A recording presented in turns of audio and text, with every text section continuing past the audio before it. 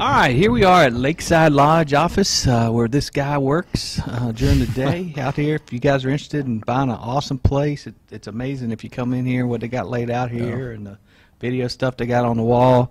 Taj, first off, talk a little bit about that and, you know, what you've been doing here for the last however many months trying to sell these things. Well, this project has been awesome, man, just to see it from where it started out at to where it's at now. You know, in that time span, you know, we've had reservation process. Now we're to the point where, you know, we are converting the contract and things of that nature. We're at about 57 units so far. You know, this thing is really hot right now. It's going to continue to be that. And when you realize how limited the space is in Clemson as a whole, it even makes it that much more intriguing. And more so than that, it is a part of a community. When you look at the guys that are involved with the project, you're talking about the Riggs, you're talking about the Bostics, Leighton Cubbage, Steve Mudge, guys that have been here, been through the program, have seen it blossom, and they want to recreate that. And, you know, it's Clemson-centric. It's surrounded by Clemson people, but it also gives you the opportunity to create some revenue for you. So it's a cool concept. You know, we're at the stage right now where we're good to go. You know, closing construction loan, it's breaking ground, starting construction in the next few weeks. I mean, it's unbelievable, man. So if people do get an opportunity to come see me, please do. I'm over here at 906 Tiger Boulevard during the day. You know, I'm available for Twitter at night, so come see me. Taj does a great job. Everybody knows Taj. Yeah. We can get people in here, and Lake's about 200 yards down that way. Exactly. The spot's right on the other side of the lake from Clemson. Taj, this segment we're going to talk about, obviously, all summer long. All everybody wants to talk about is the quarterbacks. Absolutely. I happen to have an expert here that's lived it.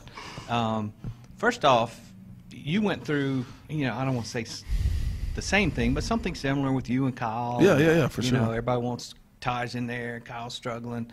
What's it like to be the player and have all this outside noise about the quarterback situation? Well, I mean, I think that's the toughest part about it. Because of how mental this game is at that particular position, you got to make sure you're filtering what's coming through and what's not. And I think that both Trevor and Kelly have been doing a tremendous job of that in the way they've handled themselves in the press, to the way they've handled themselves in the locker room, and obviously the way they displayed it this past weekend against Furman. But it's not going to stop there. Obviously, this charity is going to continue throughout the course of the season. So, you know, this is something that's going to be ongoing. It's going to be continuous. There's no set quarterback in stone right now. I don't know if it will be in the near future. But it's been interesting to see the dynamic in their relationship. You know, they had an article in the newspaper talking about it today about how that is a brotherhood. And that's great for those guys. I mean, it's easier said than done personally, you know, because this is a competitive environment. And you want to have that opportunity to play at a high level, play at the next level, and continue to sustain success from there. So it's going to be interesting to see how this whole thing plays out. But you know, they've been doing an unbelievable job right now. All right. You know, they say they try to kind of avoid the noise and not listen to all that. Does that really happen? It's impossible. Can you go in a shell and not hear the noise? I mean, you could you know, surround yourself with people or put yourself in an environment where you don't hear a lot of it, but you'll always get some of it that seeps through. And that's because we have phones. I mean, so you're always getting an update. You're always checking something on Twitter. Even though you're not on social media, you're still on social media because you're still going to get the DMs on Instagram or whatever it may be. So depending on, you know, what these guys are at, it's always accessible for those guys. And that's the tough part about it, because you can't protect them from it. Whatever noise that is out there, they'll hear it at some point, and at that point, they just got to be mentally tough enough to continue to just build from there. When you step on that football field and it's game day, at that point, is the noise gone? Absolutely, man. You know, as a kid, you know, I would always watch these movies, and you know, there would be scenes in the movie where, you know, everything was quiet, and then something just erupts, and you hear everything, and it is like that out there on the football field. You know, but I mean, looking at this past week and just kind of evaluating those guys and how they handled it, I mean, I thought that both of them did an unbelievable job. I mean, Kelly's first series was a first series. You know, it was the first time against somebody not named Clemson. I thought he went out there in the next drive, you know, slowed it down a little bit, settled himself, threw an unbelievable strike to Amari Rodgers. It was just beautiful, ball on point. I thought that when you looked at Trevor and the way he carried himself, I mean, it was uncharacteristic as a freshman to go out there and do the things that he's done, just because, you know, when you look at a lot of these guys, regardless of who they're playing against, you know, the game is still fast. And one of the things I think that was evident with Trevor early on is that he's mature enough to the point where the game has already slowed down. And I had a coach tell me one time in my life, he said, look, when the game slows down, that's when you know you're ready to play. And obviously it looked slow for him at that stage. we'll get a chance to see what it looks like in this A&M game. But much different. You know, it's you know, he handled himself well, man. Threw some great balls, commanded the huddle. You know, his guys looked at him, were confident in him. They held up. They ran good routes. So, I mean, when you look at all that, it might seem minute, but when you look at the way guys collectively play together, obviously they trust him out there on the football field. So, normally, other positions, yeah, they play multiple players. Just yeah, about every other position. Quarterback, they don't usually do it. If you're the quarterback and you want to get in that rhythm in that game, how hard is it to play 2 or 3 series and then come out for 2 or 3 series and then go back in? Well, it's tough. We talked about it a little bit earlier, man. Like when you're going in there and you're trying to find that rhythm, you know, sometimes you go in there and it happens. Sometimes it takes a quarter. I mean, I've been in situations where I needed a whole half to even get in sync and get in rhythm with my guys. These guys are going to be able to asked to do it earlier than they anticipated because they don't necessarily know the rotation or dynamic of how it's going to play out.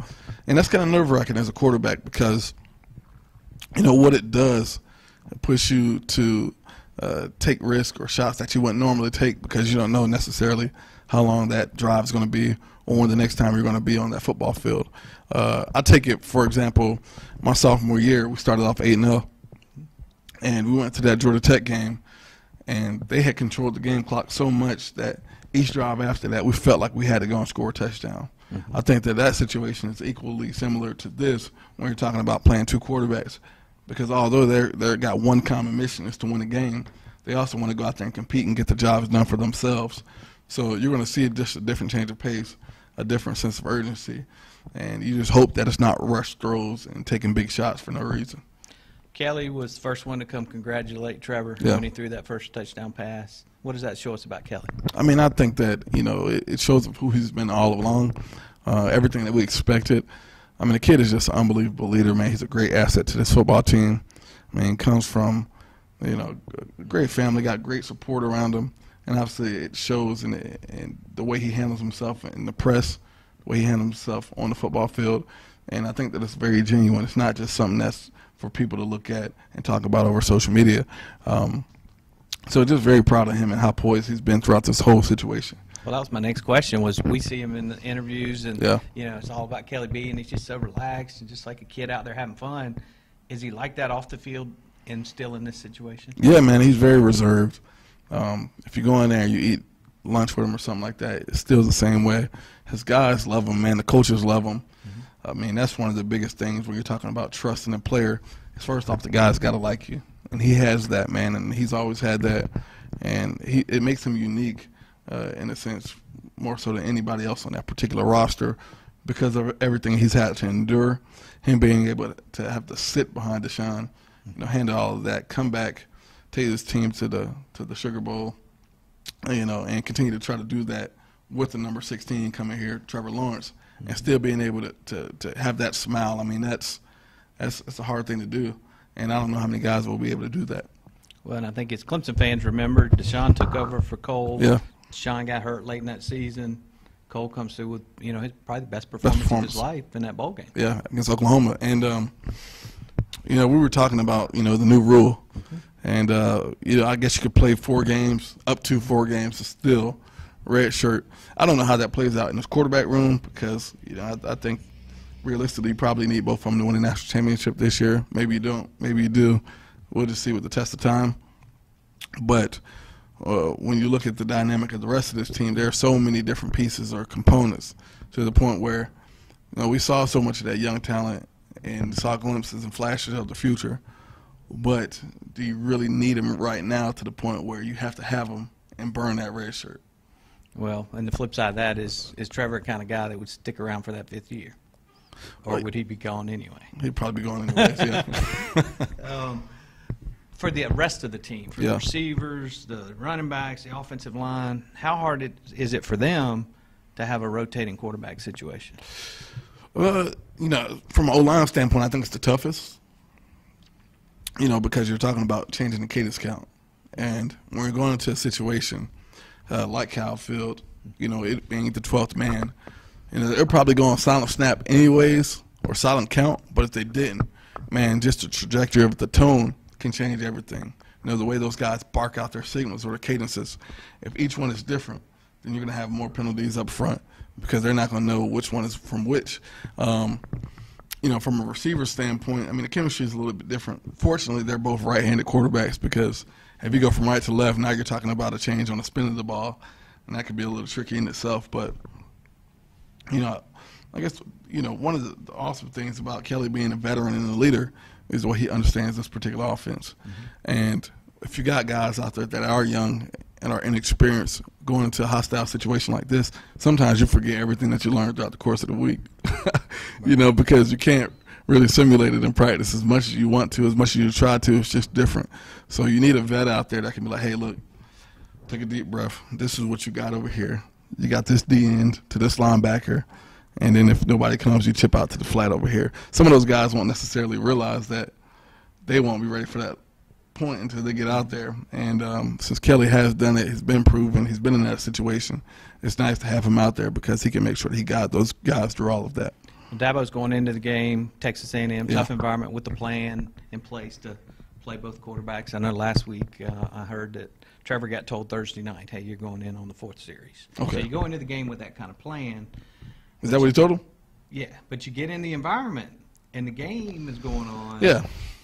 That could change, right?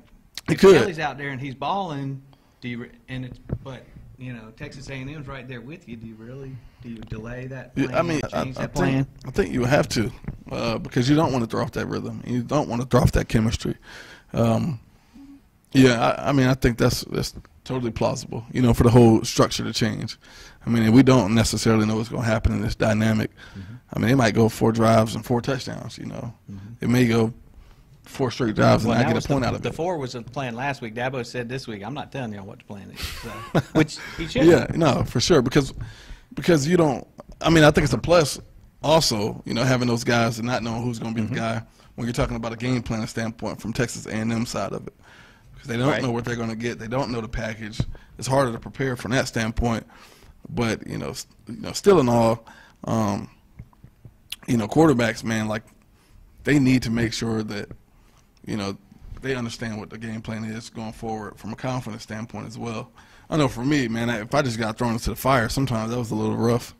I think you had that situation in South Carolina, right? Oh, my gosh, man. Yeah, well, earlier than that, man, my redshirt freshman year, we played NC State. And, man, I hadn't been warm the whole game. Coach was like, hey, get out there. We're backed up on like the -10. The first play he gives me is a stretch zone. And I'm looking at Jamie Harper. He's like, you ready? And I'm like, I think so. And I get out there, man, and I take off, and my legs aren't moving as fast as my mind is. So I hit him on like the back hit. We fumble, man. And that was a rough way to start the game. But, I mean, both of these guys, again, when you look at Kelly and Trevor, the whole idea of a freshman not playing or not being able to play at this level, I think it's changed because of the type of offenses that these guys have been running since they were in middle school. And Trevor's been involved in the system. He's seen it. He's done it. So regardless of the competition or the level of play, he knows how this offense works. He knows where to go. He knows where the ball needs to be. He knows where his guys are going to be. And I think that's a plus when you're talking about him being able to do it at a high level right now as opposed to years past. For Kelly, man, you can't replace experience. Mm-hmm. And, you can't stress it enough when you're going into an environment like this, regardless of how good the team is. I mean, this is a Saturday where anything can happen. And, for Kelly being at the stage, being a headliner, front and center of this battle, front and center of the game day campaign, he wants to go out there and be able to put on a show at a high level too. So there's still a lot of stress in this environment. But hopefully, he's surrounded by, Coach Streeter and Tony Elliott and Jeff Scott and Coach Sweeney. And those guys are continuing to pour into these guys going into this season. Last question for you. You wrote in your Tajh's take earlier this week that, this 2-quarterback thing may last a while. Yeah. Is it something where it's a little awkward now, and as they do it game after game after game, maybe it works better because they get used to it? And it could, man. Personally, I just, from experience and seeing it, I didn't necessarily think that the 2-quarterback system would be effective. Mm-hmm. Looking at the matchup last week and, putting a lot of stock into that game, but that's all we got right now. I think it could work, and I think it could be very similar to the Urban Meyer era when he had Tebow and Chris Leak. I think that, these two quarterbacks at Clemson have a different skill set than those guys, but it doesn't mean that it can't be sustainable.